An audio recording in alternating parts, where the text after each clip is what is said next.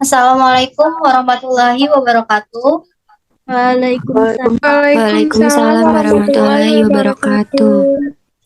Sebelumnya izin memperkenalkan diri, saya Deva Ardelia Kusnadi, NPM 2213032063. Di sini saya akan membahas tentang Pancasila sebagai sistem filsafat. Yang pertama itu ada pengertian Pancasila dan filsafat. Pancasila berasal dari bahasa Sanskerta, yaitu panca yang artinya 5, dan sila yang artinya asas atau dasar.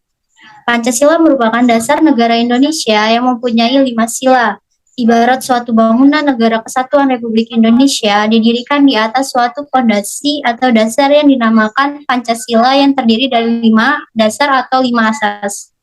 Selain menjadi dasar negara sebagai etika dan sebagai pandangan hidup, Pancasila juga sebagai sistem filsafat. Sebelumnya, filsafat berasal dari bahasa Yunani, yaitu philein, yang berarti cinta, dan sophia, yang berarti kebijaksanaan. Jadi, filsafat menurut asal katanya berarti cinta akan kebijaksanaan, atau mencintai kebenaran atau pengetahuan. Secara sederhana, filsafat dapat diartikan sebagai keinginan yang sungguh-sungguh untuk mencari kebenaran yang sejati.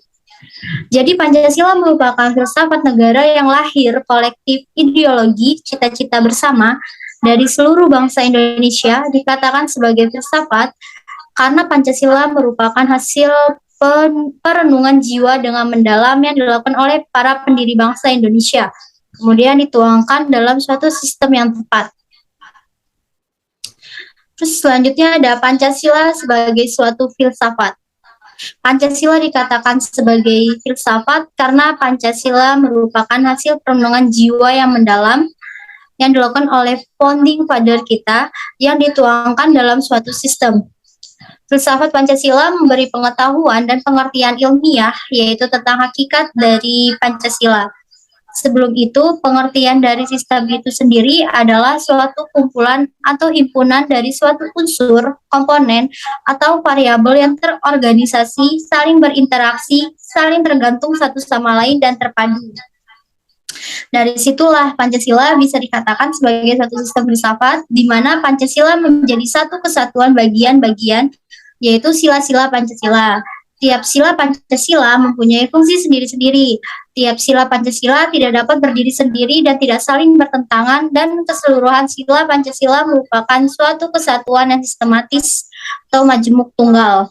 Membahas Pancasila sebagai filsafat berarti mengungkapkan konsep-konsep kebenaran Pancasila yang bukan saja ditujukan pada bangsa Indonesia, melainkan juga bagi manusia pada umumnya. Ada objek dari filsafat Pancasila. Objek dari filsafat Pancasila itu sendiri dibagi menjadi dua, yaitu objek material dan objek formal. Yang pertama adalah objek material adalah segala yang ada dan mungkin ada. Objek yang demikian ini dapat digolongkan ke dalam 3 hal, yaitu Tuhan, manusia, dan alam semesta. Pancasila adalah suatu yang ada sebagai dasar negara, rumusannya jelas, yaitu 1. Ketuhanan yang Maha Esa, 2. Kemanusiaan yang adil dan beradab, 3. Persatuan Indonesia, 4. Kerakyatan yang dipimpin dalam permusyawaratan atau perwakilan, 5. Keadilan sosial bagi seluruh rakyat Indonesia. Dari rumusan tersebut, maka objek yang didapat adalah Tuhan, manusia, satu, rakyat, dan adil. Dan dari kelima objek itu dapat dipersempit lagi ke dalam 3 saja, yaitu Tuhan, manusia, dan alam semesta, untuk mewakili objek 1, rakyat, dan adil, sebab hal-hal yang bersatu, rakyat, dan keadilan itu berada pada alam semesta itu sendiri. Dengan demikian, dari segi objek material, Pancasila dapat diterima. Terus yang kedua, yaitu objek formal, yaitu hakikat dari segala sesuatu yang ada itu sendiri. Melihat dari kelima sila Pancasila itu, semuanya tersusun atas kata dasar dengan tambahan awalan ke atau per dan akhiran an. Menurut ilmu bahasa, jika suatu kata dasar diberi awalan ke atau per dan akhiran an, maka akan menjadi abstrak benda kata dasar tersebut. Lebih dari itu menunjukkan sifat hakikat dari bendanya. Misalnya, kemanusiaan maknanya adalah hakikat abstrak dari manusia itu sendiri yang mutlak, tetap, dan tidak berubah. Demikian juga dalam sila-sila Pancasila yang lainnya, yaitu ketuhanan, persatuan, kerakyatan, dan keadilan. Khusus untuk persatuan, awalan per menunjukkan suatu proses menuju ke awalan yang nantinya diharapkan menjadi kesatuan juga. Dengan analisis penjabaran ini, maka Pancasila memenuhi syarat juga dalam objek formalnya.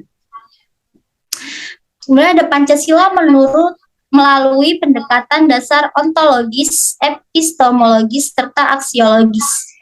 Pendekatan dasar ontologi itu secara ontologis, penyelidikan Pancasila sebagai filsafat dimaksudkan sebagai upaya untuk mengetahui hakikat dasar dari sila-sila Pancasila. Pancasila yang terdiri atas 5 sila, setiap sila bukanlah merupakan asas yang berdiri sendiri, melainkan memiliki satu kesatuan dasar ontologis. Subjek pendukung pokok dari sila-sila Pancasila adalah manusia. Yang kedua adalah pendekatan dasar epistemologis. Secara epistemologis, kajian Pancasila sebagai filsafat dimaksudkan sebagai upaya untuk mencari hakikat Pancasila sebagai suatu sistem pengetahuan. Pancasila sebagai sistem filsafat pada hakikatnya juga merupakan sistem pengetahuan. Pancasila harus memiliki unsur rasionalitas, terutama dalam kedudukannya sebagai sistem pengetahuan. Yang ketiga ada pendekatan dasar aksiologis. Aksiologis Pancasila mengandung arti bahwa kita membahas tentang filsafat ini nilai Pancasila.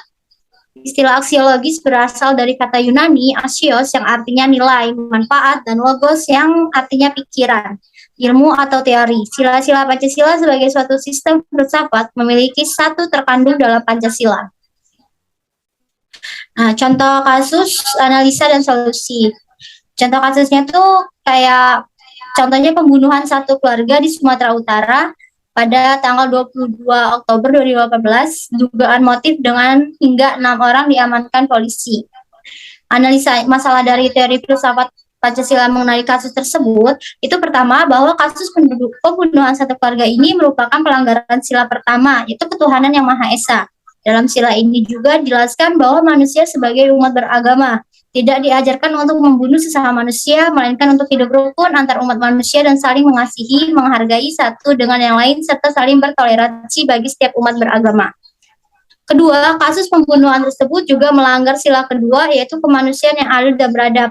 Kita sebagai umat manusia tidak diajarkan untuk menyakiti atau bahkan membunuh sesama kita. Dan sila ini juga menjelaskan bahwa kita sebagai umat manusia yang diciptakan Tuhan Yang Maha Esa harus lakukan manusia sesuai dengan harkat dan martabatnya sebagai makhluk Tuhan Yang Maha Esa, serta mengakui persamaan derajat, persamaan hak, dan kewajiban manusia sebagai insan yang berakal budi dan menghargai hak asasi setiap individu. Yang ketiga, dalam kasus pembunuhan satu keluarga ini juga melanggar sila kelima, yaitu keadilan sosial bagi seluruh rakyat Indonesia.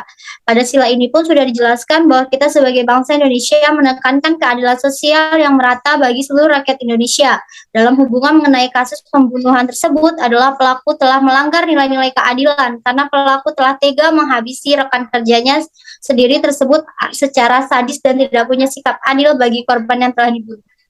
Dan untuk pembelajaran bagi kita semua sebagai bangsa Indonesia harus mempunyai sikap yang peduli, mengasihi, menghargai, menjaga toleransi, serta mentaati peraturan atau norma-norma yang berlaku di Indonesia agar kejadian ini tidak terulang lagi. Sekian materi dari saya. Saya membuka sesi tanya jawab. Apakah ada yang ingin bertanya?